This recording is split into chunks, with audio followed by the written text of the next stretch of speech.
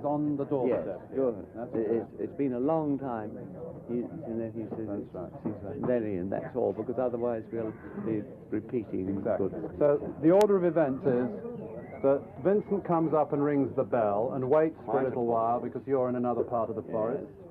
Then we move back.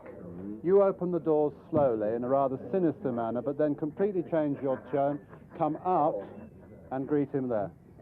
Okay? And take his bag off. That's right. I think the director's role is, as usual, quite important, particularly in a film like this, which isn't really a horror film. At least I don't think of it as a horror film. It's more of a murder mystery with horror overtones. And because of that, and because of the twists and turns of the plot, it's very necessary for them to know precisely what their motivation is for any given thing. It's been a long time. Ain't it the truth? Ain't it the truth, though? Oh, well, to me it seems like only 20 years. Well, let me take your bag. One couldn't work with easier people. They respond marvelously to direction. They know instinctively what to do. They're both extraordinarily pleasant people anyway. And we're terribly lucky to have them. I think one of the things about horror pictures that are kind of fun, and I don't like to call them horror pictures any more than you do, Fantasy, really. thrillers or fantasy or gothic tales, is that they don't date. They go on playing year after year because, in the first place, they're mostly costume things, or they are beyond reality, and so they don't date. Like a Western never dates. No, a Western never dates.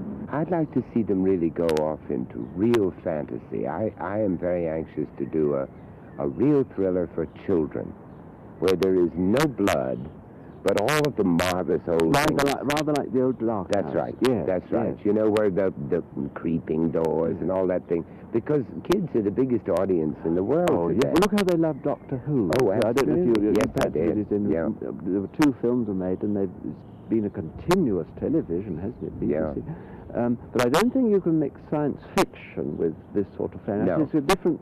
And science fiction, one feels, is an up-to-date thing, like these incredible things they're doing at getting to the moon. Whereas I think if these are kept always... Not always, because this is a modern one, but I think keeping to sort of the turn of the century is a wonderful time, and particularly for the children, because you've got the cabs and all I this love it. sort of- I've always wondered, though, why the best setting in the world for a thriller, a spooky picture, is always London in the fog, isn't it?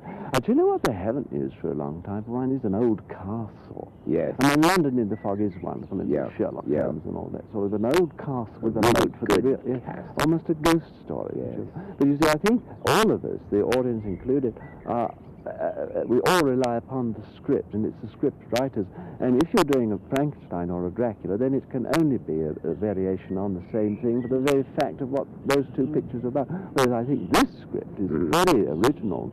No. Yes. Well, this is on the trolley when we pull Dr. Death on the trolley. Yes, that's fine. Well, it's day for night, so we shouldn't see anything of the face. Let me look at the profile. Put the cape on, Freddie. The whole point is that the figure is in long shot and glides away into the trees, so I must never see the face. Yes, that'll be good if the cape is well up. Yeah. Now, do me a favour and go up to that opening between the dovecots over there and walk across from left to right.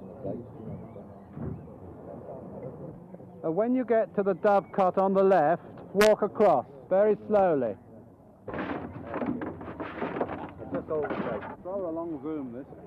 Of course. That's shining in it. And close the window. That's a good place for it. Okay, Linda.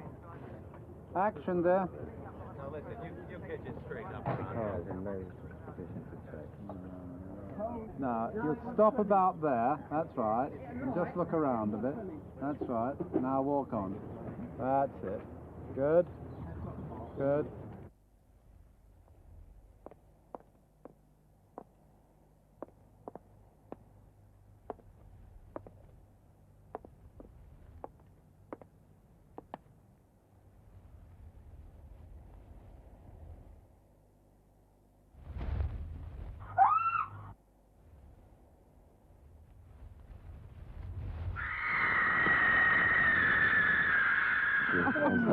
Yeah.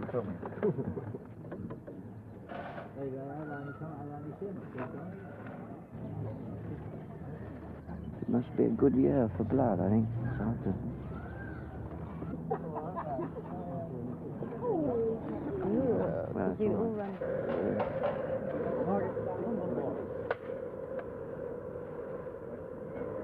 Action. If we'd built this at Twickenham Studios, it wouldn't really be giving us as much value. Also, of course, it would have cost a fortune to build it. You have to balance these things. On the one hand, you're taking longer to shoot it, but on the other hand, it's a cheaper place to shoot in. No, we mustn't turn that way. No. Cut! One of the troubles here is that the film, I think, has been under-scheduled. One is expected to do far too much in a short time. In a studio, I think we would have worked faster. One can float walls and move things around much more easily. But you haven't quite got the atmosphere that we have in this place. And then it has to go much faster. Apart from that, it was lovely. But the point is that when you see the effects that we really want, when you see them in the old movies, they did it in the studio. So they didn't have this effect of all the wind blowing everything away and wrecking the shot. That's realism for you. One of the reasons I'm making the film is because since I was a kid, I've been very much involved in this kind of film. Enjoyed it, I mean. The Gothic films, the films of James Whale and Todd Browning, they were my gods when I was a kid. The idea of a shot where a man in black with a funny hat puts a lady into a boat and sends her off into the mists, to me, is beautiful.